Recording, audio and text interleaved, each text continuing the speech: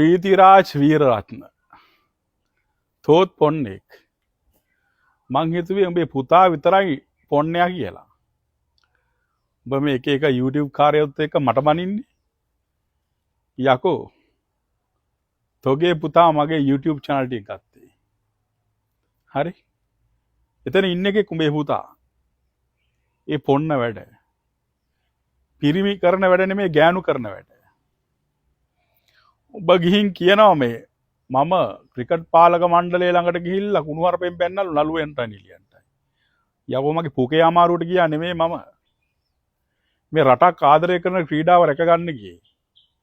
බලා කැමති දෙන දේ කාලා වෙන දේ බලාගෙන ඉන්නේ උන්ටයි රාජපක්ෂලට පුක දෙන හාමුදුරුවන්ටයි විතරයි. හරි.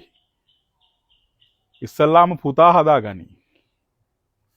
උඹලට බයිනවා උඹේ පුතාට කියපන් ඇති වෙනකම් මඩ ගහන්න කියලා. මම බය නැහැ. ඌ මට අත තියලා කරගත්තේ හොඳ වැඩක් නෙමෙයි. ඒක හොඳට මතක තියාගනි පීතිරාජ්.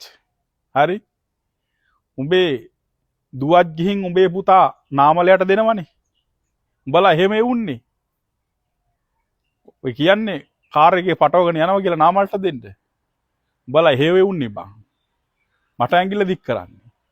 තෝපිත් හොරු තමයි. හොරුන්ට කඩේ යවුනේ වුණුත් හොරු තමයි. ඒක හොඳට මතක තියාගන්න.